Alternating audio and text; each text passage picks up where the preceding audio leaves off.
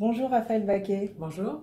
Aujourd'hui, sur La Ruche Média, je reçois Raphaël Baquet et je suis ravie de la rencontrer pour le livre La Communauté qui est sorti récemment. Et nous allons en parler juste après ça. Rebonjour. Bonjour. Vous allez bien? Oui, très bien. Bon. Alors, très récemment est sorti La Communauté, un livre important, je pense, qui nous parle de la ville de Trappes particulièrement et de la politique qui a été menée pendant quelques années et qui explique pourquoi il y a eu une émergence de visages connus comme celui d'Omar Sy ou de Jamel Debbouze. Mais vous parlez aussi d'autres personnes, des personnes qui m'ont intéressée et on va en discuter ensemble comme Moussa. Oui. Moussa m'a touchée, j'ai bien aimé sa fille aussi, Faiza. Donc il y a plein de personnes à Trappes et ce livre est rempli d'âme humaine en fait. Et la première question que je voulais vous poser justement, j'ai le sentiment que vous parlez d'une culture commune et qu'en même temps vous parlez et vous identifiez bien la culture arabe et africaine. Est-ce que c'est une façon de créer un pont entre les Français? Bien sûr, ce qui nous a frappé, c'est que on s'était d'ailleurs jamais nous-mêmes penchés dessus, mais on voulait raconter d'abord tous les sujets qui aujourd'hui font débat dans la société française, évidemment l'éducation, le logement, mais aussi l'immigration, et en cherchant un peu des textes, des romans, des essais sur l'immigration, on a trouvé qu'il y avait très peu de choses. Alors, comme si d'une certaine façon les immigrés étaient exclus du roman national, ce qui nous a beaucoup frappé parce que c'est notre histoire commune. Exactement. Et donc c'est pour ça qu'on voulait aborder ces sujets-là. Et qu'est-ce qu'il y a de mieux que de prendre une unité de lieu, une ville, justement, où sont arrivés dans les années 60 beaucoup d'immigrés, puisque ça a complètement fait exploser la démographie de Trappes. Et c'était de raconter, au fond, leur parcours, d'abord leur arrivée. Oui. Incroyable, parce que ce sont des hommes, d'abord, qui sont recrutés par les recruteurs des industries automobiles et qui arrivent comme ça à Trappes un peu au hasard, comme on les envoie dans cette ville où sont construits en catastrophe des HLM pour les accueillir.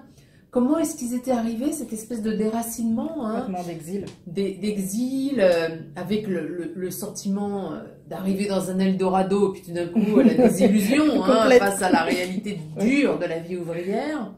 Comment aussi peu à peu ils avaient renoncé à leur idéal de retour dans leur pays d'origine. Et au fond, comment après génération, cet exil jamais raconté avait pu justement infuser comment leurs enfants, leurs petits-enfants s'étaient dépatouillés avec cette identité difficile.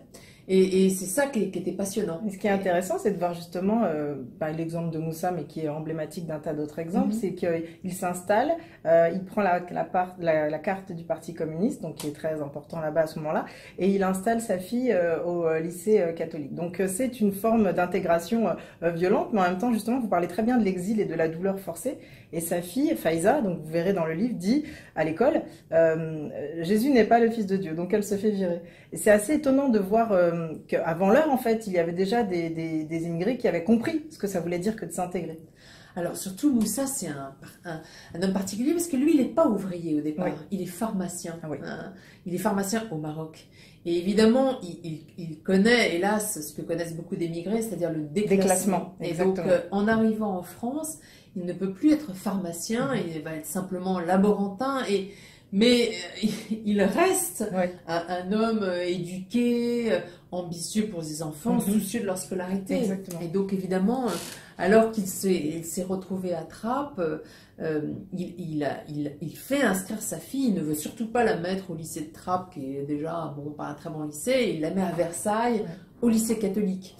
Et là, sa fille, elle est comme une jeune fille adolescente, donc elle est un peu rebelle et elle se rebelle contre les bonnes sœurs qui font l'enseignement religieux. Et effectivement, elle se fait virer. Elle est la seule musulmane, on va dire, dans ce lycée catholique.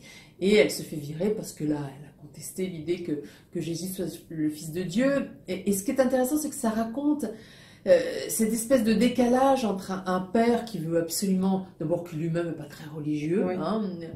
qui est un scientifique aussi, c'est un pharmacien, donc évidemment, bon, il est à la fois croyant, et en même temps, il met la croyance à une place un peu subalterne. Et c'est vrai que ce qui est intéressant, c'était de voir comment cet homme qui avait tout fait justement, qui prend la carte du Parti communiste, parce que ça offre aussi des avantages Oui. dans cette ville totalement dominée par le parti, qui inscrit sa fille au lycée catholique, comment il se retrouve rattrapé par une réalité beaucoup plus dure. C'est-à-dire que les communistes veulent bien qu'il soit membre du parti, mais enfin en même temps, on ne veut pas qu'il ait des ambitions plus grandes. Sa fille, elle est dans les brancards. Et voilà, c'est ce qu'ont connu d'une certaine Il y a des limites. Beaucoup d'immigrés qui se sont heurtés parfois à des réalités très contraignantes. Bien sûr. Et il y a aujourd'hui, j'ai le sentiment aussi, une recrudescence des enfants musulmans dans les écoles catholiques. Là, elle était la seule, mais aujourd'hui, c'est énorme. Est-ce que vous pensez que c'est un déficit un peu du système éducatif français? Ah oui, alors à Trappes, on voit bien que les établissements scolaires, hélas, sont très souvent en grande difficulté, mauvais résultats au bac, problème de violence. Et donc, effectivement, dans cette ville de 32 000 habitants, eh bien, la petite école catholique, l'école Sainte-Marie, elle est essentiellement fréquentée par des enfants de musulmans. Donc, et évidemment, qui ont le même souci que n'importe quel parent, c'est-à-dire le souci d'offrir la meilleure éducation à leurs enfants. Et ils ont les mêmes stratégies scolaires que n'importe quel parent, c'est-à-dire qu'ils savent bien que en mettant leur enfant à l'école primaire Sainte-Marie, ils ont une chance de rentrer à Saint-François d'Assise plus tard dans la ville d'à côté et donc de poursuivre une scolarité dans les meilleurs établissements scolaires. Ben oui, complètement. Et il y a l'histoire d'une proviseure aussi qui se rend compte que dans les lycées un petit peu fréquentés par CSP+, les enfants s'embrassent, alors que dans le lycée à Trappes, c'est plus on se défie. Dans le débat actuel autour de l'éducation et de la séduction, on est complètement dans l'actualité sur ces quartiers populaires où peut-être apprendre à séduire une femme est primordial. Ce qui est intéressant, c'est de voir que les professeurs sont souvent les bonnes vigies, si vous voulez, de l'évolution de la société. Et c'est vrai que dans une ville comme ça, qui est une ville pauvre, ils ont été aux premières loges, et ils le sont toujours, pour voir les changements de la société, le renouveau religieux aussi, qui marque le début du XXIe siècle. Et c'est vrai que cette proviseure du lycée Gagarine, enfin du collège Gagarine à Trappes, qui est un collège compliqué, elle fait face à beaucoup de problèmes de violence. Il y a un moment drôle où vous dites qu'à un moment elle voit un enfant courir avec une hache. Ah oui, non mais c'est terrible, elle est face à vraiment des quantités de difficultés et elle a une énergie folle. Parce que vraiment, évidemment, l'inspecteur d'académie lui dit bon courage, mais enfin il se garde bien de l'aider. Et donc elle est toute seule face à ça et elle observe bien, elle voit bien que les garçons et les filles se mélangent pas toujours, elle voit bien qu'au moment de la guerre du Golfe, des enfants arrivent avec un pin Saddam Hussein, elle voit tout ça, mais elle dételle pas, c'est-à-dire que c'est elle qui s'accroche, c'est elle qui va faire venir ce prof d'improvisation, Papy, qui va former Jamel Debbouze. Donc ce qui est intéressant, c'est de voir comment... tant de bonne volonté, on va dire, dans une ville, peuvent vraiment s'acharner à sauver des destins individuels. Mais ce qui nous a frappé, c'est qu'ils ont justement changé la vie de plusieurs individus, mais ils n'ont pas réussi à vraiment à renverser, si vous voulez, les pesanteurs sociales qui pèsent sur la masse des gens qui habitent dans une ville. Exactement. Donc, un proviseur ou une proviseure ou des professeurs... convaincus, c'est parfait, mais il y a un État au-dessus, même si la ville est vraiment orchestrée par le Parti communiste, il y a un État à cette époque-là qui est l'État Mitterrand, en fait. Et à un moment donné, il y a une phrase assez forte dans le film, dans le livre, pardon. Ah, je crois que c'est un lapsus, ça peut devenir... voilà.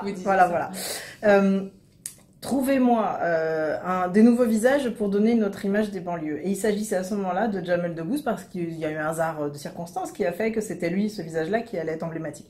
J'ai le sentiment qu'il y a une politique de fond qui n'a pas eu lieu à ce moment-là, mais plutôt quelque chose d'assez artificiel. En fait, oui et non. C'est-à-dire que les années 80, ce sont les années d'abord de revendication de la seconde génération, hein, c'est l'année de la marche pour l'égalité qu'on a appelée la marche des beurs, hein, 83.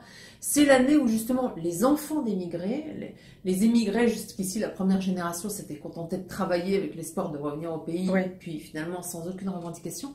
Et leurs enfants, ils ont des revendications sociales d'abord, hein, ils veulent du boulot, ils veulent ne plus être discriminés justement dans les entreprises, ni simplement à l'entrée des boîtes de nuit. Donc c'est des revendications aussi dans leur vie de tous les jours. Oui, légitime. Et ils veulent, tout à fait légitime, bien sûr. Et le pouvoir politique, incarné par le président Mitterrand à l'époque, hein, qui est le président de la République, il saisit ça. Mais en même temps, on est en pleine crise et donc il est impuissant à répondre à ces revendications. Il est impuissant il ne peut pas offrir du boulot à tous ces jeunes gens qui veulent travailler et s'intégrer, comme on dit encore à l'époque. Et donc la seule chose qu'il peut faire, c'est de l'affichage. Hein, et effectivement, voilà, il distribue des récompenses et des trophées aux jeunes gens méritants. Il invite Jamel Debbouze, qui est un tout petit jeune homme à l'époque, il l'invite à l'Élysée.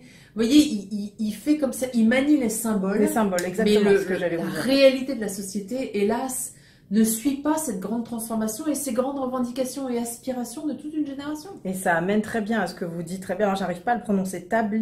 Les tabliers. Voilà. À ce moment-là, il y a aussi les déçus du SOS Racisme, mais il y a aussi des banlieues livrées elles-mêmes, et c'est là que l'islamisation, enfin en tout cas des radicaux, arrive et s'installe par le biais de Riyad et autres villes, et c'est dangereux. Enfin, ça explique aujourd'hui les crispations quotidiennes. Ce qu'on voit, c'est qu'effectivement, ce renouveau religieux, bon, qui est aussi qui dépasse les frontières de la France, mais il se fait aussi sur un terreau de catastrophe au fond. Humaine et sociale. Et à Trappes, par exemple, effectivement, les années 90 sont vraiment marquées par le fléau de l'héroïne. C'est-à-dire que dans cette ville qui, à l'époque, a encore des bars et des tours partout, qui se hérissent la ville, si vous voulez. Les champignons. Voilà, beaucoup de jeunes gens se shootent dans les halls d'immeubles. La drogue fait vraiment des ravages, et avec elle le sida, hein, parce que c'est évidemment aussi la grande époque de l'expansion de l'épidémie. Et c'est sur ce décor-là, si vous voulez, que vont arriver effectivement les premiers prédicateurs tablirs, c'est un courant de l'islam indo-pakistanais, pacifiste, hein, mais dont le but est de réislamiser la société musulmane. Et donc, ils viennent dans les banlieues où sont de nombreux musulmans qui jusque-là pratiquaient une espèce d'islam un peu bon enfant, assez relâché. Voilà, hein, c'est-à-dire qu'on fait le ramadan, on fait éventuellement une prière, mais enfin pas les 5 prières, on mange pas halal, voilà. Bon, c'est vraiment très un islam villageois au fond, hein, et eux, ils vont arriver et convaincre les jeunes gens qui se shootent dans les caves, si vous voulez, de reprendre le chemin de la mosquée. Et évidemment, c'est une voix. C'est une voix entendue. C'est une voix très entendue, parce que d'abord, les parents, ils sont très inquiets de voir leurs enfants dans la drogue. Donc, bien sûr, ils accueillent avec soulagement, si vous voulez, ce changement. Et c'est vrai que c'était intéressant de raconter très concrètement comment c'était fait, en fait, cette sortie des caves et ce retour à la mosquée. C'est vrai que ça explique tellement de choses sur le quotidien, sur ce qu'on vit aujourd'hui. C'est-à-dire que c'est pour ça que c'est un livre d'histoire, vraiment, j'insiste là-dessus. Et donc l'idée, en fait, c'est de peut-être rendre toute l'étymologie au mot communauté. Qu'est-ce qui s'appelle la communauté? C'est un mot qui a été malmené ces 3 dernières années, par exemple. Oui. Or, c'est un mot, d'abord c'est un beau mot. Hein, ça signifie aussi d'avoir un sentiment d'appartenance à un groupe. Et on a choisi ce mot pas seulement pour faire référence à la communauté musulmane, mais parce que justement ce qui nous a frappé dans cette ville, c'est qu'elle était une communauté bien avant que les musulmans n'arrivent. La ville communiste, c'est aussi une forme de communauté avec un sentiment d'appartenance très très fort des communistes qui sont comme dans cette espèce d'enclave de gauche dans un département qui est entièrement tenu par la droite. Et donc ce cocon, si vous voulez, que forme la ville, c'est très intéressant et c'est important, et on l'a vraiment très vite perçu. Et d'ailleurs, le mot communauté est employé, mais vraiment par les habitants de Trappes d'une façon incroyablement courante. Alors c'est vrai que c'est un mot qui est extrêmement employé aux États-Unis, par Oui. exemple, hein, où on l'entend tout le temps dans Bien les sûr. séries Bien américaines. sûr. Vous Dans entendez le- tout le temps le Bien mot sûr. community. Si vous regardez Desperate Housewives, Ah c'est oui. community. Exactement. Donc, Et c'est le langage des réseaux sociaux aussi. voilà, c'est le langage des réseaux sociaux. Et dans cette ville, c'est un mot vraiment que tout le monde emploie entre trappistes pour montrer cette espèce de communion. Et d'ailleurs, même la ville a une espèce de petite vidéo pour présenter la municipalité. Si vous voulez, le premier mot, c'est ça. Bienvenue dans la communauté des trappistes. Donc, c'est aussi pour ça qu'on a voulu prendre ce mot, qui a aussi, hélas, son revers, c'est-à-dire une forme d'enfermement aussi. Oui, hein. C'est difficile d'échapper au groupe. Ouais. Donc ça nous paraissait bien résumer d'une certaine façon ce qu'est cette ville, c'est-à-dire à la fois un cocon chaleureux et un enfermement, d'enfermement compliqué pour les individus qui veulent s'en émanciper. Oui, je comprends. En tout cas, c'est vraiment très instructif, très intéressant, inédit quand même, et ça réconcilie, je trouve, avec son histoire et avec son voisin. Sûr. Voilà. Donc, Bien sûr. et vous avez un projet pour le prochain livre avec Ariane Chemin ou... C'est difficile de trouver un bon sujet justement. Hein. On réfléchit toujours beaucoup, on cherche des sujets qui racontent un peu notre époque. Donc celui-là, d'ailleurs, on a mis longtemps à l'élaborer et puis c'est longtemps à le réaliser. C'est un an d'enquête. C'est un an exactement. Donc oui, il faut prendre le temps pour tomber pile, parce que là, c'est vrai que ça tombe très bien en termes d'actualité. Alors voilà, vous pouvez retrouver La Communauté dans toutes les librairies. C'est un beau livre et je crois que c'est un succès, je crois. Oui, ça marche. Voilà. Ça marche très bien. Et à très bientôt, Raphaël Baquet, sur La Ruche Média et à la télévision. Merci. Au revoir.